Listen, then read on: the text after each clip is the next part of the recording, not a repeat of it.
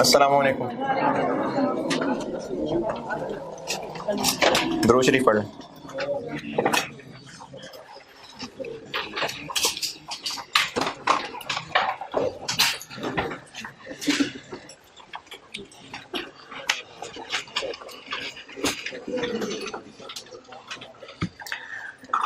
सवाल लिखिए। इस सवाल से ना मैं आपको ये सवाल आप समझे, मैं ये मार्जिन एब्जॉर्प्शन कॉस्टिंग का एक बिल्कुल बेसिक सा नॉर्मल सा सवाल करा रहा हूँ। इससे मैं आपको फॉर्मेट्स और जो बेसिक सी वर्किंग्स हैं वो सिखा रहा हूँ। इसके बाद फिर जब पास्ट पेपर्स पे जाएंगे फिर देखेंगे और क्या क्या वैरायटियाँ हो सकती हैं। एक बेसिक सा सवाल है।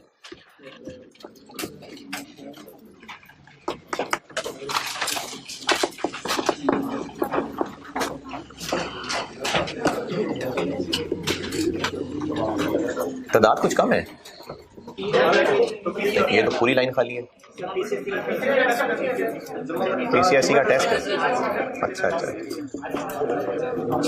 वो जो राइटिंग स्किल का पेपर होता है वो। अच्छा अच्छा अच्छा,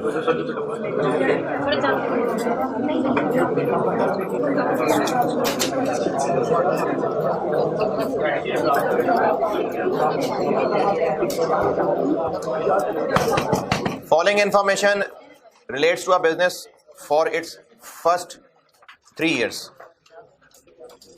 एक बिजनेस के पहले 3 साल की इंफॉर्मेशन बता रहा हूं। एक बिजनेस के पहले 3 साल की इंफॉर्मेशन दे रहा हूं।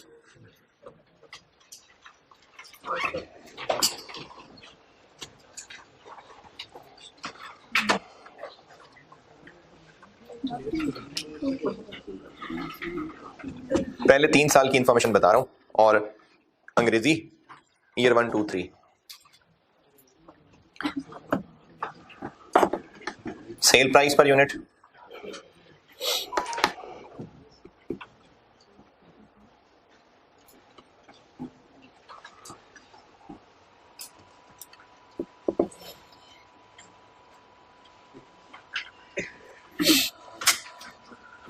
$30, $31, $33।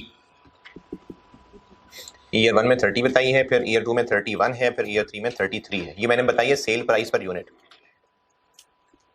Material cost per unit, material cost per unit 8, 9, 10। Labour per unit, labour cost per unit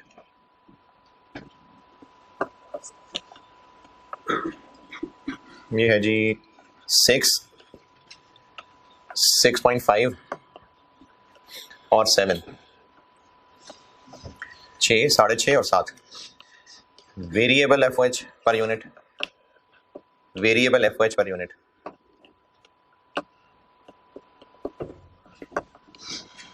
4, 4.5 और 5।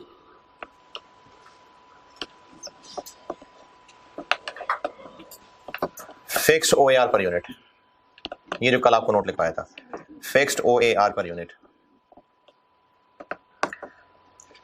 3, 3.5 और 4।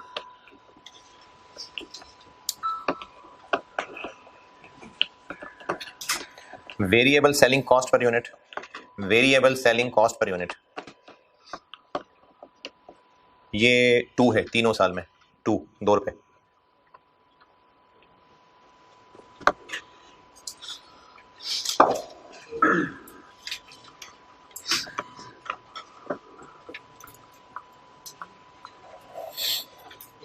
अच्छा जी, इसके बाद यूनिट्स प्रोड्यूस्ड, यूनिट्स प्रोड्यूस्ड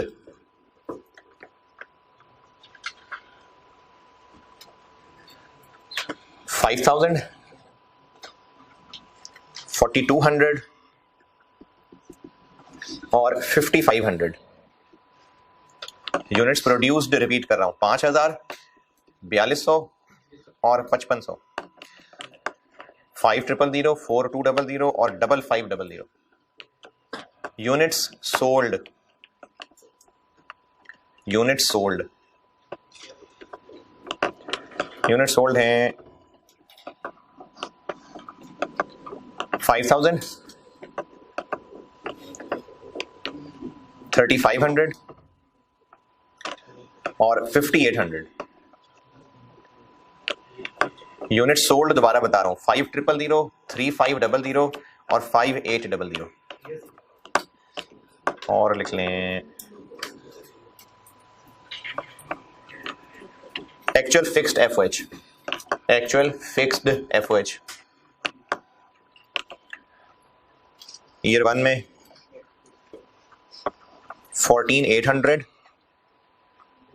जी 14800, दूसरे में 16200 16200 और थर्ड 15500 15500। और admin and selling cost, fixed admin and selling cost, fixed admin and selling cost, fixed admin and selling cost 5000, 6000 और 7000। 5000, 6000 और 7000। चलें बस रिक्वायर्ड है मुझसे part A, income statement. Part A required है इनकम स्टेटमेंट, तीनों साल की इनकम स्टेटमेंट यूजिंग अब यूजिंग के बाद number 1 marginal costing, number 2 absorption costing, यानी दोनों से अलग अलग इनकम स्टेटमेंट्स बनानी है तीनों साल की। और रिक्वायरमेंट बी, तीनों साल की प्रॉफिट रिकंसिलिएशन बनानी है। तीनों साल की इनकम स्टेटमेंट बनानी है और तीनों साल की प्रॉफिट रिकंसिलिएशन बनानी है।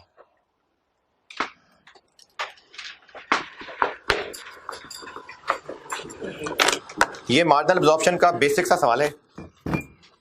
सवाल की मुश्किलें, पेपर की मुश्किलें फिर बाद में, पहले इससे मैं आपको फॉर्मेट सिखा रहा हूं। चैप्टर 9 मैंने कहा था कि इसमें हम मार्जिनल एब्जॉर्प्शन कॉन्सेप्ट से बनी हुई इनकम स्टेटमेंट सीखेंगे बस। वैसे तो आपको कॉन्सेप्ट बताया था कि मार्जिनल एब्जॉर्प्शन क्या होता है। चैप्टर 9 में इनकी बस इनकम स्टेटमेंट्स है और थोड़ा बहुत थ्योरेटिकल पोर्शन भी है, वो फिर चैप्टर पूरा करके बताता हूं। इनकम स्टेटमेंट्स के तो रखते हैं 2 पेज, एक पेज पे एक आ जाएगी मार्जिनल की, एक पेज पे एब्जॉर्प्शन आ जाएगी। तीसरे पेज पे आ जाए, पहले मैं इसकी वर्किंग्स बताता हूं, क्यों कर रहा हूं ये इनकम स्टेटमेंट के फॉर्मेट पे आके बताता हूं। अभी सिर्फ ये देख लें कि क्या कर रहा हूं।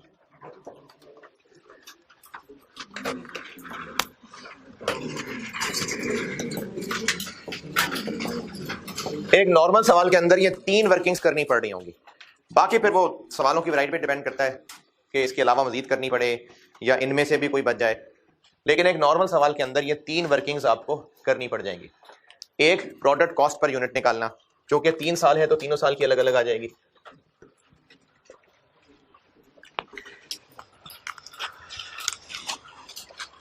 अच्छा, प्रोडक्ट कॉस्ट से मेरी मुराद है पर यूनिट कॉस्ट, जो प्रोडक्ट है उसकी पर यूनिट कॉस्ट।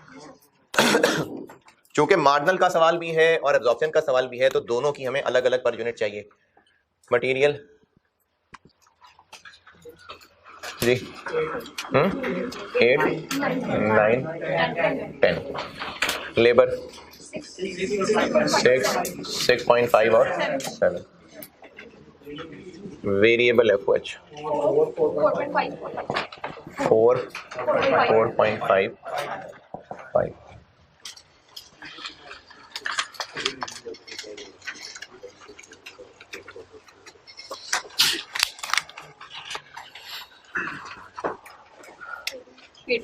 एटीन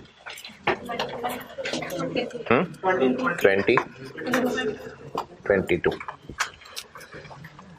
जब मार्जिनल से सवाल सॉल्व कर रहे होंगे तो ये है पर यूनिट कॉस्ट, और एब्जॉर्प्शन की कॉस्ट तक पहुंचना है तो क्या करें, फिक्स्ड भी इसमें ऐड कर, इसी में ऐड कर देता हूं, बजाय इसके 3 लाइन दोबारा लिखूं, इसी में ऐड कर देता हूं, फिक्स्ड ओआर कर देता हूं उसमें ऐड। अच्छा, ये बात कल आपको बताई थी दोबारा, प्रोडक्ट की पर यूनिट कॉस्ट में फिक्स्ड ओएआर आना है, वरना तो आपको असल एफओएच भी बताए हुए हैं, लेकिन उनको पर यूनिट करके यहां नहीं लिखना, ओएआर यहां पर लिखना है। जी जी 3 पॉइंट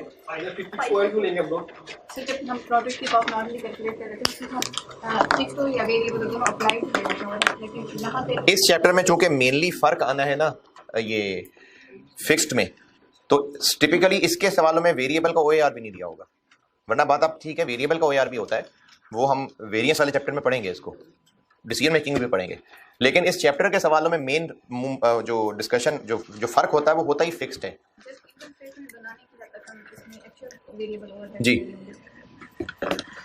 बाकी अदरवाइज वेरिएबल ओएआर बिल्कुल होता है। 3.5 और 4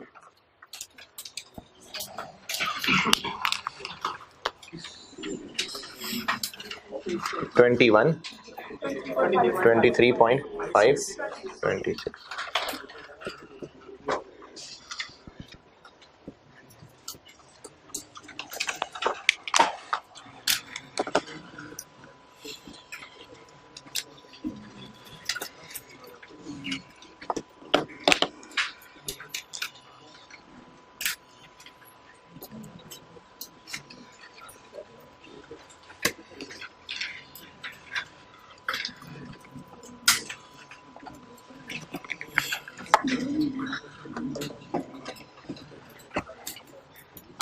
तो एक तो होगी ये वर्किंग,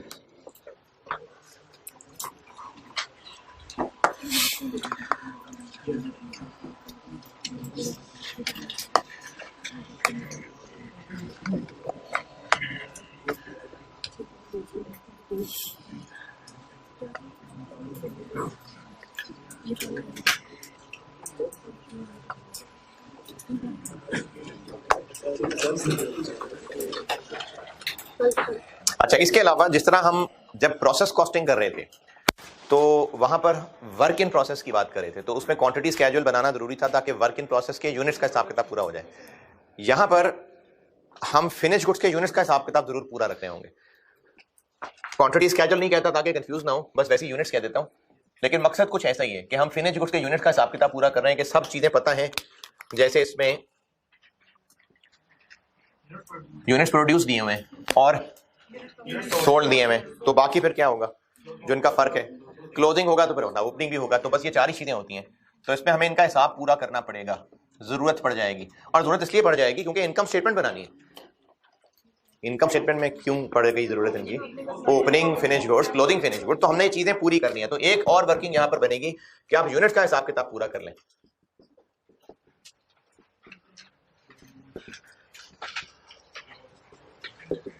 ये opening closing work in process नहीं लिख रहा, ये मैं फिनिश गुड्स का हिसाब पूरा करने की बात कर रहा हूं। पहले साल में चूंकि फर्स्ट 3 इयर्स हैं तो ओपनिंग तो 0 है, पहले साल में प्रोडक्शन कितनी, सेल कितनी, तो फिर क्लोजिंग कितना होगा 0, तो फिर ये 0 है तो फिर ये भी 0 है।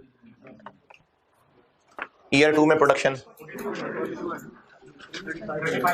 3500 700, अब ये अगले साल ओपनिंग होगा, प्रोडक्शन 5500 5800, मेरा नहीं ख्याल यार 400।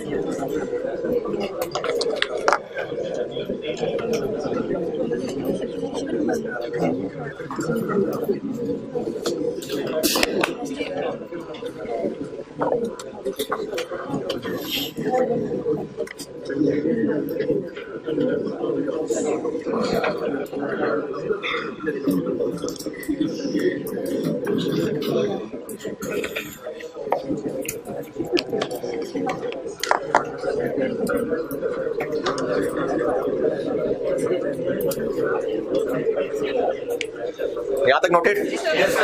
अच्छा, तीसरी वर्किंग जो अभी बस कर रहा हूं, अभी आपको उसका थोड़ी देर बाद जवाब देता हूं। अंडर या ओवर अप्लाइड फिक्स्ड ओवरहेड्स की।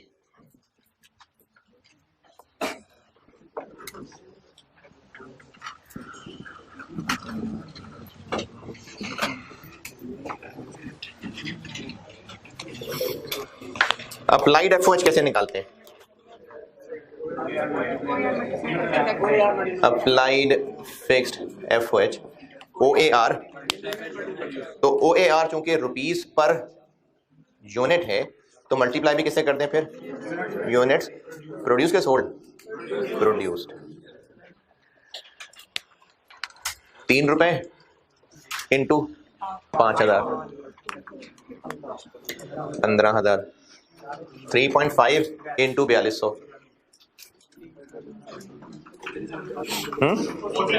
14,700। 4 इंटू 5500 22,000।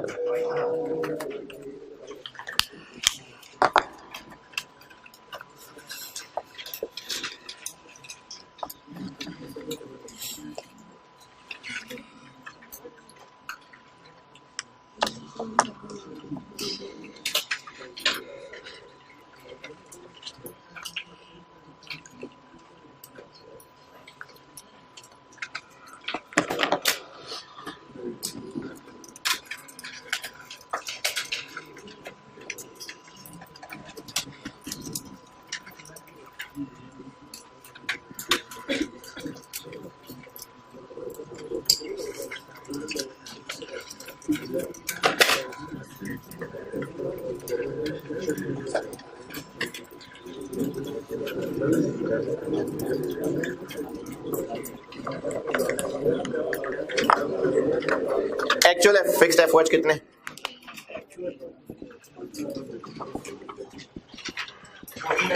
$14,800, $16,200, $15,500। अच्छा, अंडर ओवर अप्लाइड का फैसला कैसे होता है? अप्लाइड अगर ज्यादा है तो ओवर अप्लाइड है।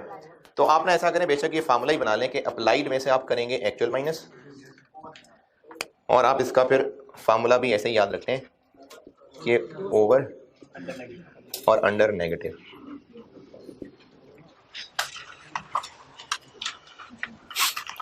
जब हम ये बात अंग्रेजी में लिख रहे हैं ना, तो हम पढ़ने वाले को बता रहे हैं कि आगे आपको कोई फिगर पॉजिटिव नजर आए तो वो ओवर होगी, ब्रैकेट में नजर आए तो अंडर।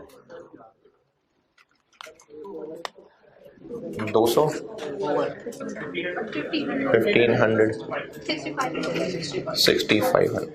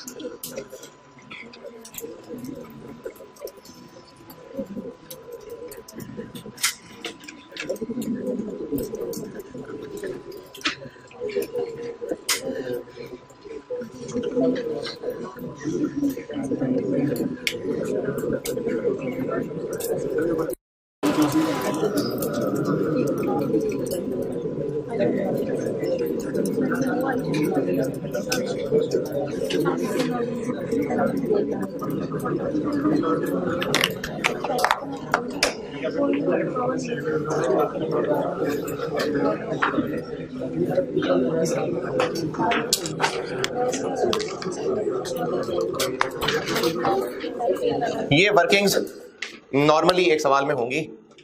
अब इनकम स्टेटमेंट पे आते हैं। पहले मार्जिनल से बनाता हूं।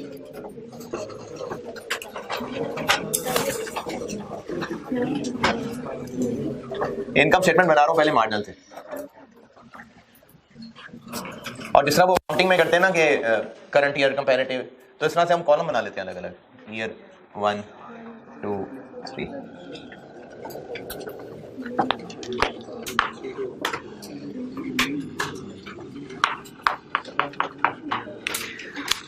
मार्जिनल की इनकम स्टेटमेंट का फॉर्मेट ये नई चीज है आपके लिए।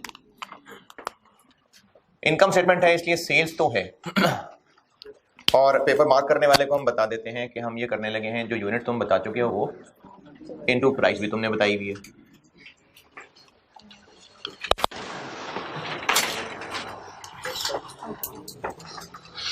ईयर 1 की सेल्स नहीं, रुपए पूछ रहा हूँ।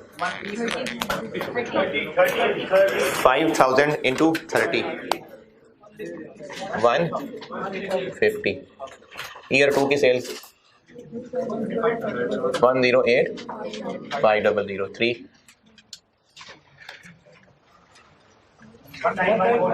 191 400।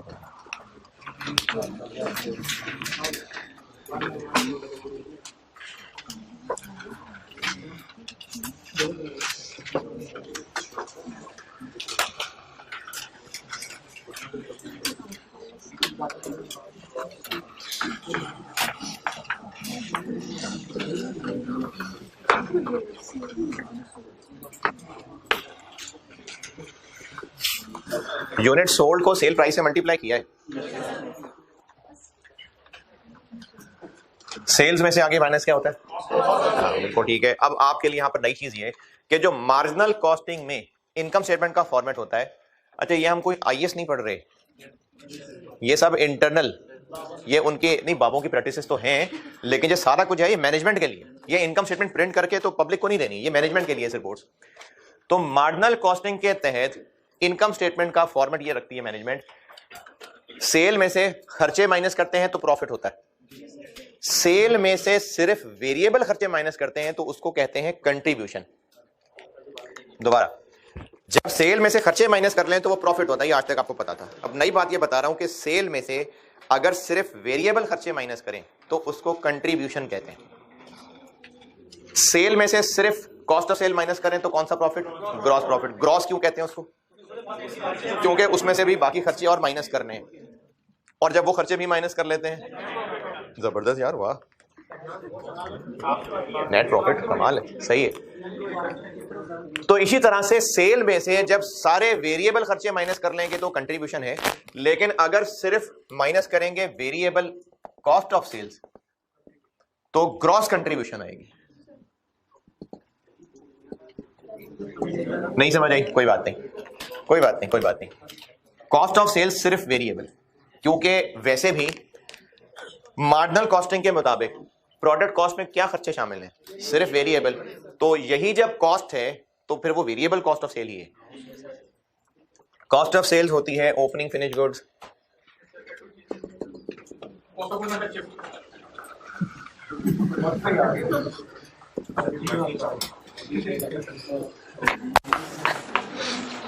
और तीनों के लिए ही चूंकि यूनिट्स भी अवेलेबल हैं, पर यूनिट कॉस्ट भी अवेलेबल है, तो हम पेपर मार्कर को बस इतना कह देते हैं कि हम कर लेते हैं यूनिट्स, ये देख लो जाके वर्किंग 2 में, और उसको मल्टीप्लाई कर देते हैं कॉस्ट से, ये देख लो जाके वर्किंग 1 में।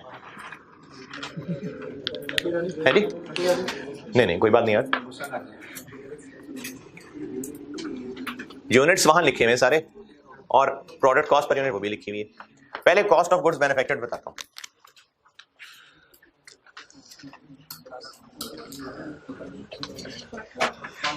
ईयर 1 में जो 5000 बने हैं वो ये 18 वाले हैं, तो 18 इंटू 5000 90,000। इसी तरह ईयर 2 में जो 4200 बने हैं ये 20 वाले हैं। मार्जिनल कर रहा हूं तो इसकी हम ये लाइन ले रहे हैं, कितने?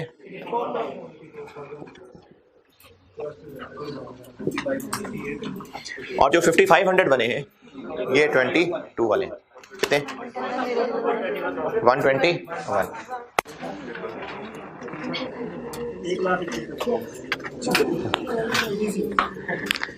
पहले साल का कोई ओपनिंग नहीं है, कोई क्लोजिंग नहीं है, तो फिर इसका ओपनिंग भी नहीं है। अच्छा हाँ सॉरी, एक लाइन लिख लें सवाल में, एक लाइन लिख लें, FIFO मेथड है इन्वेंट्री का। FIFO मेथड फॉलो होता है।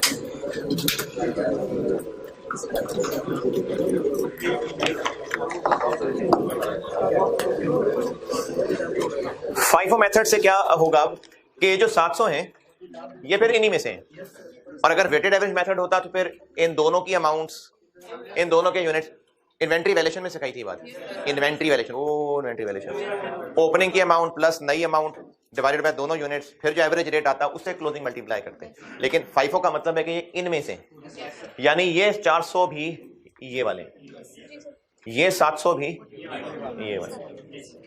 तो क्लोजिंग स्टॉक ईयर 2 का 700 इंटू 20 14,000, और ये इधर ओपनिंग हो गया। फाइफो मेथड है ना, तो क्लोजिंग ये इनमें से है, इसलिए फिर जो इस साल का रेट है ये उन्हीं क्लोजिंग का यही वाले में से बचे हुए। तो 700 इंटू 20 और 400 इंटू 22, 8800। तो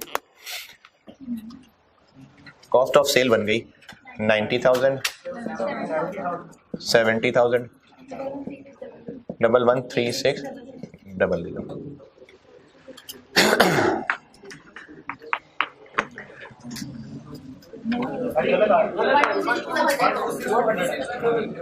वन टू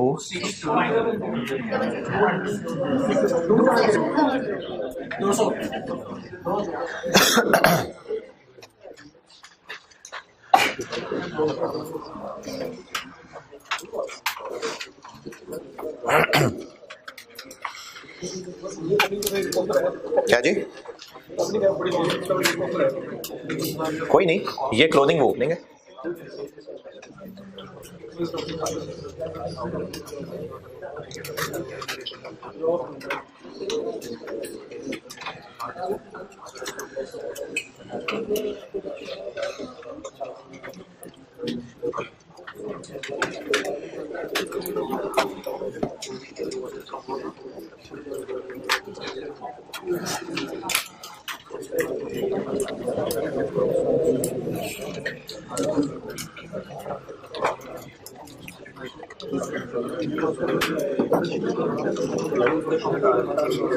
अच्छा, मैं कह ये रहा था कि सेल्स में से कॉस्ट ऑफ सेल्स माइनस करते हैं तो ग्रॉस प्रॉफिट आता है, लेकिन सेल में से जब variable cost of sale minus करेंगे तो ग्रॉस कंट्रीब्यूशन आएगा।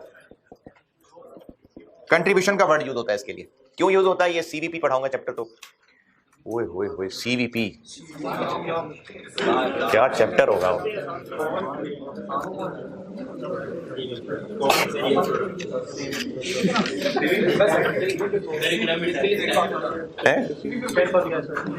सीवीपी होता है cost volume profit, volume profit.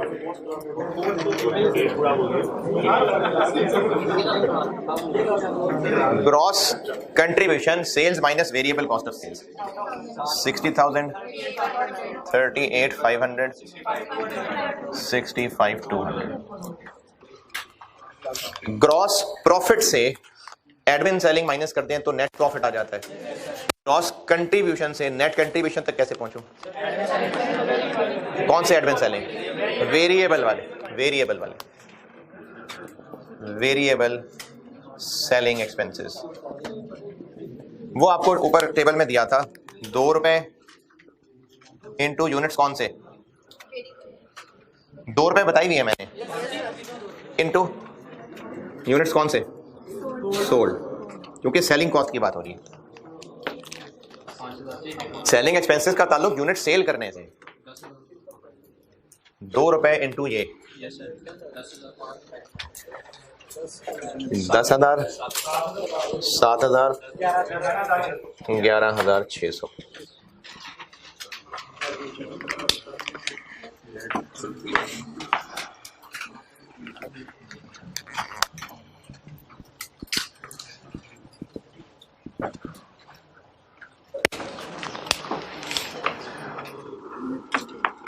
Net हो गई 50,000, 31,500 और 53,600।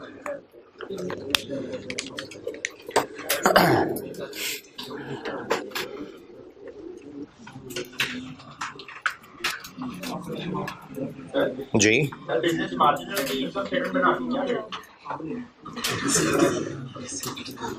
बिजनेस मार्जिनल की इनकम स्टेटमेंट बना के क्या करेगा, यानी इसमें एतराज क्या है? एब्जॉर्प्शन की मार्जिनल, एब्जॉर्प्शन की इनकम स्टेटमेंट का क्या यूज करेगा? तो हम तो फाइनेंशियल अकाउंटिंग पढ़ ही नहीं रहे।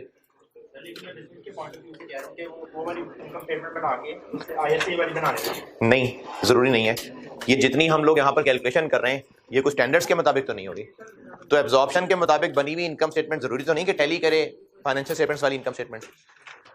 हो सकता है इंटरनली हमने कोई और ही वक्री टाइप का डेप्रिसिएशन मेथड रखा हो, और होता भी है। इंटरनली हो सकता है हमने खुद से फैसला कर लिया हो कि फलाने खर्चे को हम एक साल में एक्सपेंस नहीं बनाया करेंगे, ओवर 4 ईयर्स फैला दिया करेंगे, मैनेजमेंट की मर्जी, तो आईएएस तो नहीं अलाउ करेगा इस तरह से। तो ये तो सारा कुछ इंटरनल है, ये मैनेजमेंट ने बस रिजल्ट्स देखने हैं।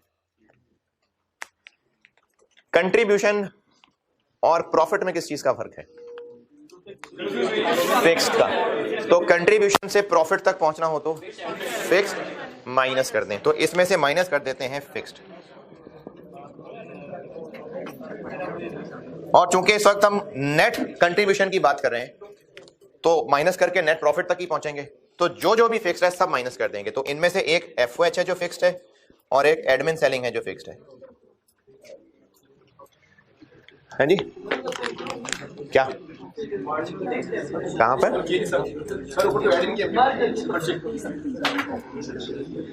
नहीं, तो मैं इसको इसमें से तो माइनस नहीं कर रहा।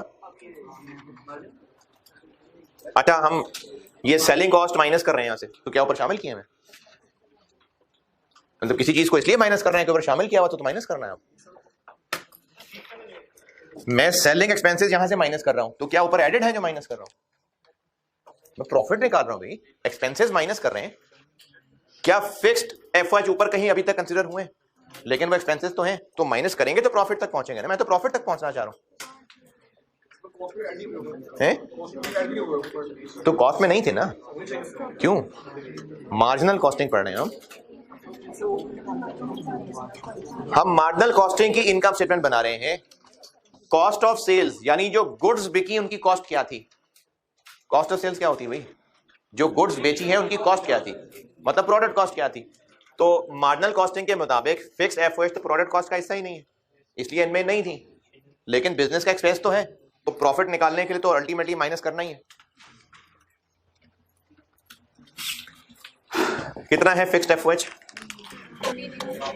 14,800, 16,200, 15,500।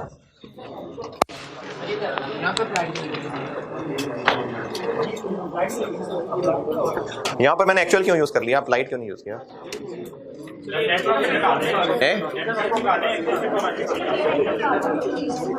अच्छा चले, अप्लाइड क्यों नहीं यूज किया?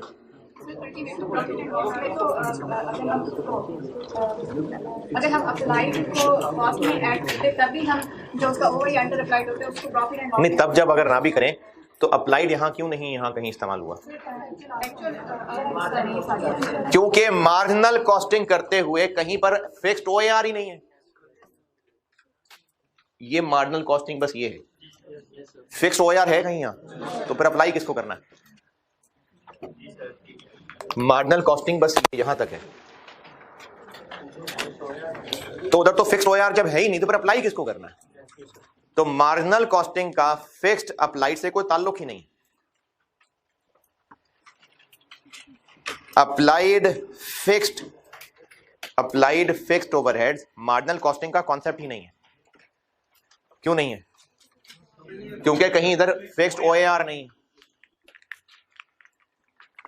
अप्लाइड फिक्स्ड FOH का मार्जिनल कॉस्टिंग में कोई अमल दखल नहीं होता। अप्लाइड फिक्स्ड FOH का मार्जिनल कॉस्टिंग से कोई ताल्लुक नहीं है।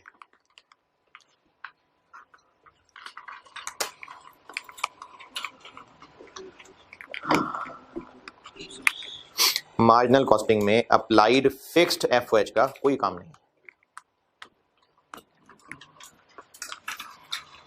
तो चूंकि बहरहाल हम इनकम स्टेटमेंट बना रहे हैं, प्रॉफिट निकाल रहे हैं, तो एक्चुअल फिक्स्ड ही माइनस करेंगे। और एडमिन सेलिंग कितने हैं? 5000, 6000 और 7000। ये लाइन तक नजर आ रहा है? अच्छा, इससे अगली लाइन अगर नजर नहीं भी आ रही तो मैं आखिरी लाइन में बस नेट प्रॉफिट लिखने लगा। तो नजर नहीं आ रहा तो प्री कैलकुलेट कर लें।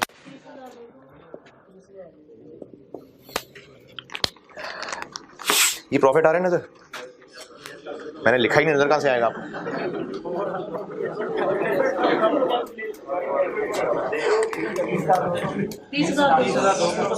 तीस 31,000 अब आ रहे ना?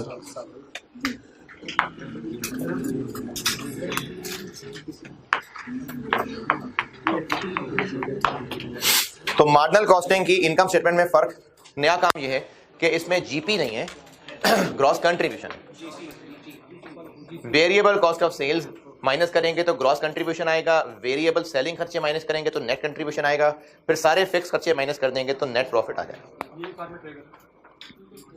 जी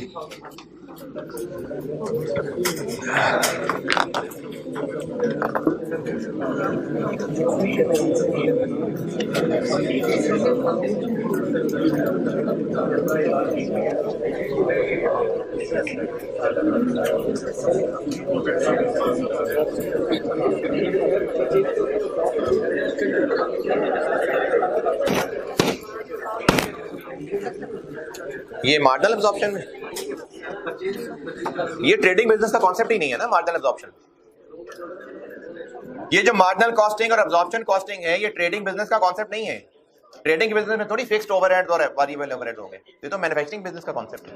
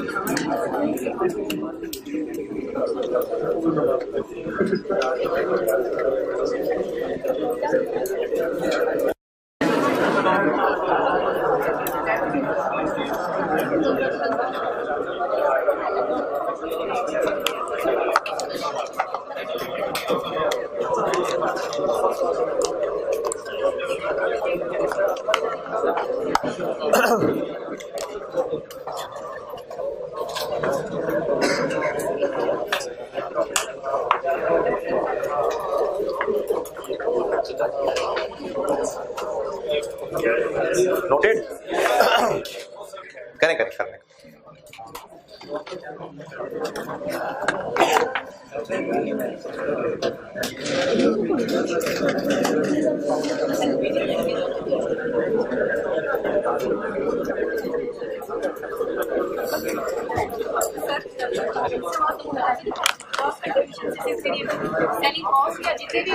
जितने भी हैं, कॉस्ट ऑफ सेल्स के अलावा बाकी इस बिजनेस के खर्चे एडमिन सेलिंग ही होते हैं। तो उनमें से एडमिन के चांस बहुत कम है कि वो वेरिएबल हो, इसलिए मैंने वेरिएबल सेलिंग कॉस्ट लिखा है। वरना जरूरी नहीं कि सिर्फ सेलिंग कॉस्ट ही वेरिएबल है, हो सकता है कोई वेरिएबल एडमिन कॉस्ट भी हो सकता है। यानी इसके अलावा जो भी मजीद वेरिएबल खर्चा है यहां वो लेस होगा। सिर्फ वेरिएबल सेलिंग नहीं, अगर कोई और भी वेरिएबल है, यानी वेरिएबल ऑपरेटिंग कॉस्ट कह लें चले, और फिर उसके बाद जो भी फिक्स खर्चे हैं वो उसके बाद माइनस है।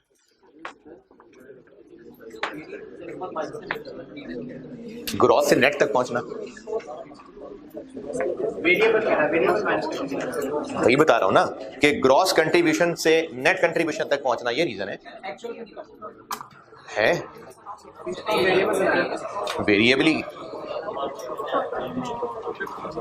वेरिएबल एक्चुअली है,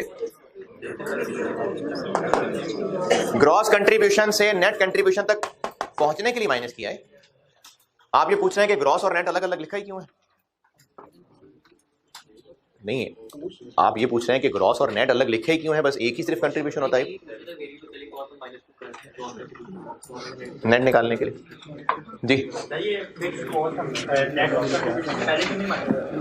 पहले क्यों करें माइनस? मार्जिनल कॉस्ट का कांसेप्ट ये कि हमने हम फिक्स और वेरिएबल को हमने अलग-अलग करके उसकी कॉस्ट पर यूनिट में नहीं लगा फिक्स को, फिर कॉस्ट पर यूनिट के ऊपर आ गए, फिर उसके बाद हम कर देते हैं नेट कंट्रीब्यूशन के ऊपर। देखें ये जो मार्जिनल कॉस्टिंग है ना, इसमें इनकम स्टेटमेंट का ये फॉर्मेट है कि वो देखना चाह रहे हैं कि अगर फिक्स खर्चे ना हो तो हम क्या कमा रहे हैं, कंट्रीब्यूशन, फिर उसके बाद ये लेस कर रहे हैं। रिपोर्ट का एक फॉर्मेट होता है।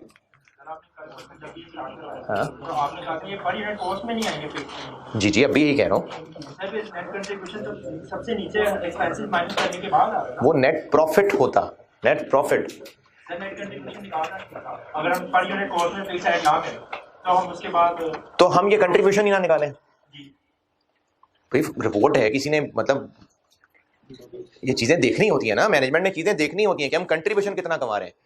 चलो वैसे इनकम स्टेटमेंट में कहता हूँ जीपी निकाला ही ना करें, सीधा नेट प्रॉफिट ही निकाल दिया करें। सर ये चीज फिर आपने कहा नहीं कि नेट कंट्रीब्यूशन मैनेजमेंट ने देखनी होती है।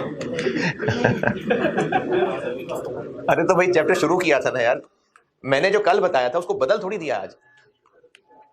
मैंने ये बात बदली तो नहीं है, तो वही बात है। तो मैंने कल आपको इनकम स्टेटमेंट का फॉर्मेट नहीं बताया था, आज बताया। कल तो मैंने कंट्रीब्यूशन भी नहीं बताई थी क्या होती। तो आस्ता आस्ता ही सीख रहे हैं ना चीजें। नहीं, जो मैंने कल आपको कॉन्सेप्ट बताया वो बदल दिया है क्या? तो उसी में आगे चल रहा हूँ जी।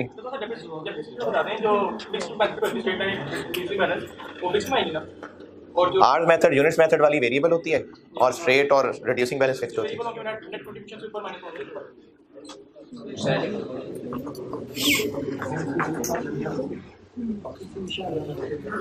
एफओएच में सारे वेरिएबल खर्चे इकट्ठे करने तो वेरिएबल एफओएच है। अगर उसमें डेप्रिसिएशन आर्स मेथड वाली है, यूनिट्स मेथड वाली है, तो उसमें है ऑलरेडी नोटेड। मजीद खर्चे कौन से?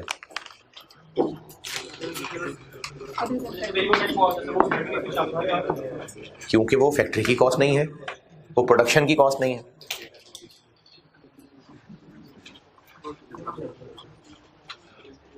इससे और सवाल? एब्जॉर्प्शन की इनकम स्टेटमेंट ये एक लाइन के अलावा वही है जो फाइनेंशियल अकाउंटिंग में सीखा हुआ है।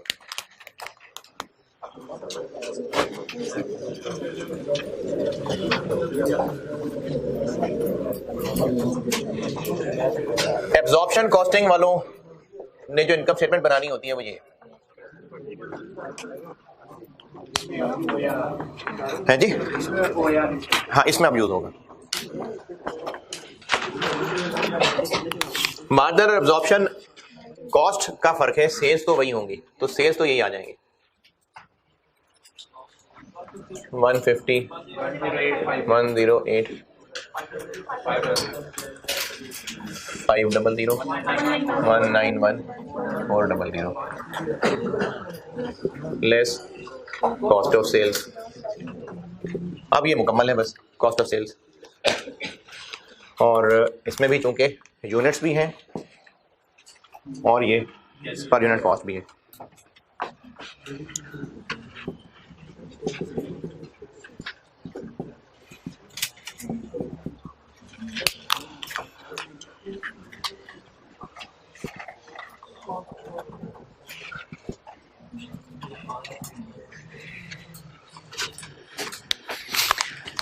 अब इस 5000 को किससे मल्टीप्लाई करूं? 21 से। इस 42 को इससे और इसको इससे। 105 9 700 143 ट्रिपल।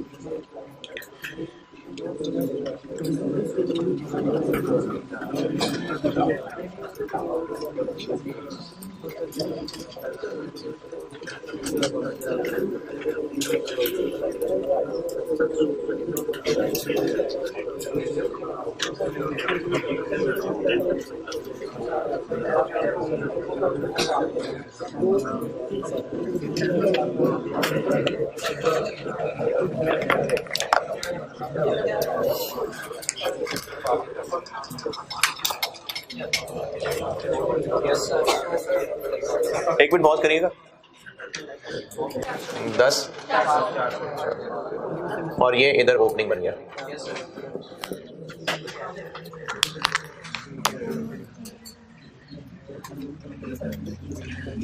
वन 0 5 डबल 1 5 1 सर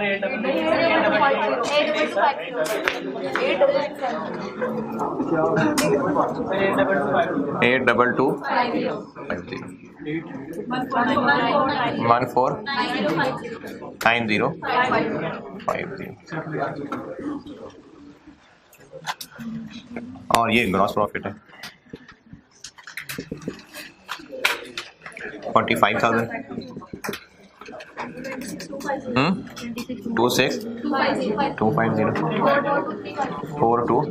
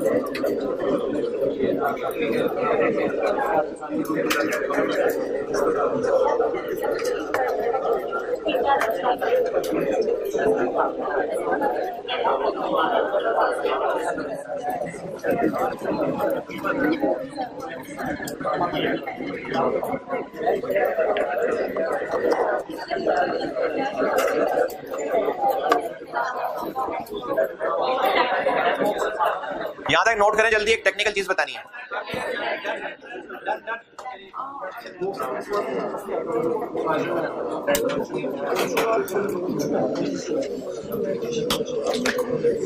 इन वर्किंग्स में से इसका और इसका रीजन बता दिया, इस्तेमाल भी हो गया। अब ये सिखाने लगा। नोटेड। ये 105,000 कैसे कैलकुलेट हुआ है? 5,000 इंटू 21। इस पे कोई एतराज इख्तलाफ? अगर ऐसे करें कि 5,000 इंटू 8, 5,000 इंटू 6, 5,000 इंटू 4 और 5,000 इंटू 3 करें और फिर उनको सम करें, कमाल है, जबरदस्त, शाबाश यार, जबरदस्त। ये 105, सिंपल बात है ना, देखें आसान सी है कॉस्ट काउंटिंग। 105,000 5,000 को इससे मल्टीप्लाई करके निकला। मैंने सिर्फ इतना सा कहा है कि अगर हम 5,000 यूनिट्स को इससे अलग मल्टीप्लाई कर लें, इससे अलग कर लें, इससे अलग कर लें, इससे अलग कर लें, तो भी ऐड करके 105 ही आएगा। ये तीनों चीजें तो एक्चुअल ही हैं, लेकिन ये OAR है। और जब हम 5,000 यूनिट्स को इनसे मल्टीप्लाई कर रहे हैं, इनफैक्ट इससे मल्टीप्लाई कर रहे हैं, तो जो 105,000 आंसर आ रहा है, इसके अंदर इस कंपोनेंट के अगेंस्ट ये शामिल हो गया है कि ये 15,000। चूंकि इस 21 में 3 है, तो जब 5,000 को इससे मल्टीप्लाई करते हैं तो वो 15,000 आ जाता है। जबकि हम बना रहे हैं साल के एंड पे असल इनकम स्टेटमेंट, तो वो इतनी कॉस्ट माइनस होनी चाहिए थी। अभी इस वक्त 15,000 है। कितनी ज्यादा? 200। इसमें 200 ज्यादा है। अगर एक्चुअल तक ले जाना है तो उस 200 को एडजस्ट करना पड़ेगा। इसमें 200 ज्यादा है, इस वजह से कॉस्ट ऑफ सेल ज्यादा आ रही है, इस वजह से जीपी कम आ रहा है। अगर जीपी को सही करना है तो 200 ऐड कर दें।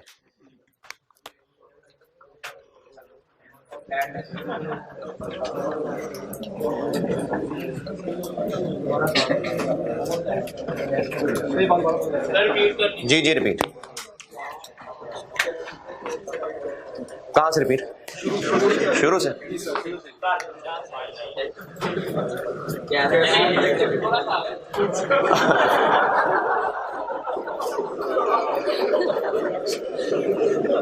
ये जो प्रोडक्ट कॉस्ट पर यूनिट निकली हुई है इसमें 864 ये सब एक्चुअल ही है, लेकिन ये OAR है। जब हम कॉस्ट ऑफ गुड्स मैन्युफैक्चर्ड निकालने के लिए यूनिट्स प्रोड्यूस्ड को इससे मल्टीप्लाई कर रहे हैं तो ये ऐसे ही है जैसे हम 5000 को इससे इससे इससे और इससे मल्टीप्लाई कर रहे हैं। जब इससे मल्टीप्लाई करते हैं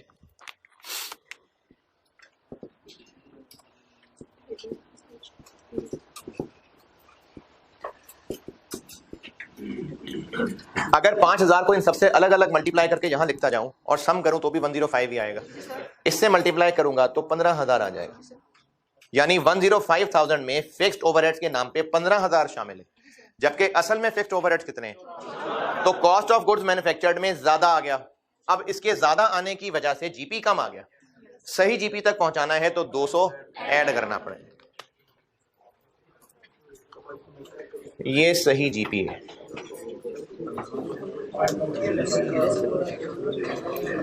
और इसको फॉर्मेट में ही जीपी में एडजस्ट करके एडजस्टेड जीपी कहने की बजाय एक और भी कर सकता था कि मैं इसी डब्बे को और बढ़ा देता और इस डब्बे के अंदर ही अंडर ओवर अप्लाई डाल देता, तो उससे फिर आंसर आता ही सही वाला। ये भी सही था 45।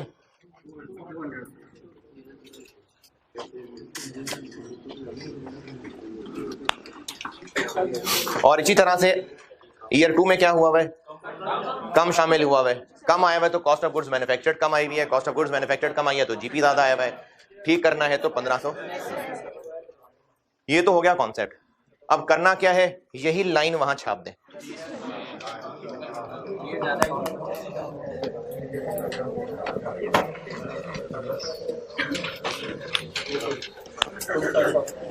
तो सही जीपी आ गया 2488।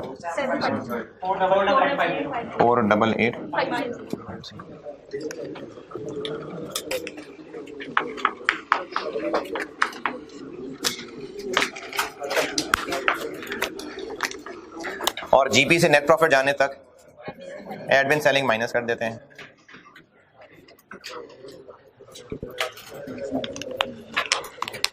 एक इसमें फिक्स्ड है और एक वेरिएबल है।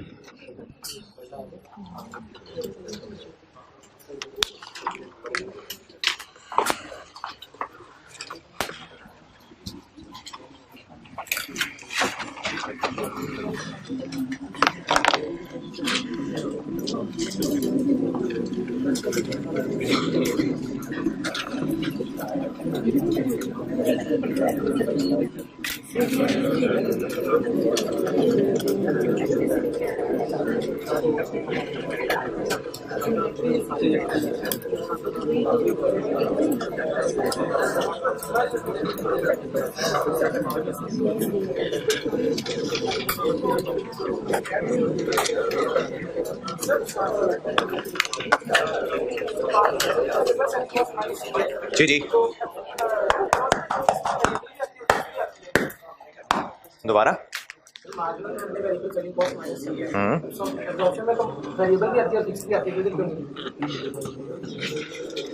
बस फिक्स्ड और वेरिएबल लिख दिया मैंने। वेरिएबल पहले लिखना है, फिक्स बाद में लिखना है। फिक्स्ड 5000, 6000 और 7000।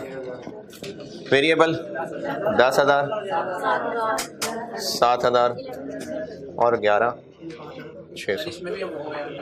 क्या नहीं, इसमें तो हो गया ना। नहीं, फिक्स सेलिंग कॉस्ट का OAR कौन सा है? ओवरहेड्स का होता है, फैक्ट्री ओवरहेड्स का। सेलिंग का कौन सा OAR है जी? वेरिएबल यही कैलकुलेट कर तो ली थी, तो नेट प्रॉफिट बन जाएगा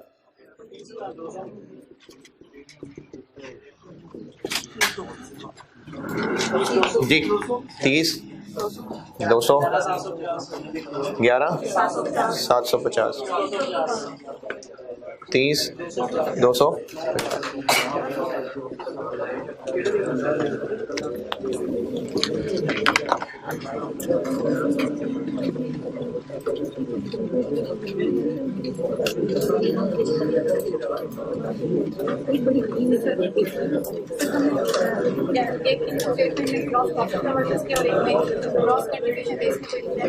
है। लॉजिक ये है, ग्रॉस प्रॉफिट और ग्रॉस कंट्रीब्यूशन ये दो अलग अलग क्यों चीजें हैं या एक ही चीज है? उसमें से हमने सिर्फ वेरिएबल प्रोडक्शन कॉस्ट माइनस की हुई है, इसमें से फिक्स भी कर ली हुई है। ये फर्क है दोनों में।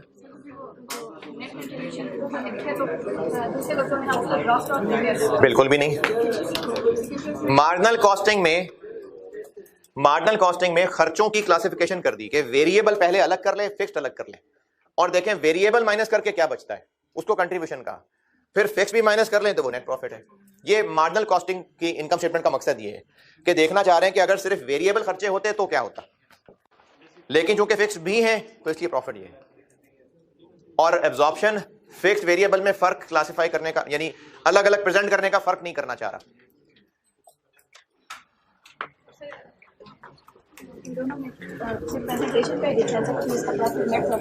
इसी काम के तो पार्ट भी है। अच्छा, अब चूंकि सुबह बस इतना ही पढ़ा सका तो बस फिर इतना ही, क्योंकि कल तो दोनों की कॉमन रिकॉर्डिंग ही होनी है। अब आपने, हाँ रिकंसिलिएशन, अब आप एक काम कर, मैं करा तो कल दूंगा ही, लेकिन खुद सोच लें तो अच्छी बात है। अब आप ये खुद से सोच लेके आइएगा नहीं वहीं रहिएगा कि इनके प्रॉफिट्स में फर्क क्यों है। यानी आप इसमें खुद ही रिकंसिलिएशन के बारे में सोचें कि इनमें फर्क किस वजह से है।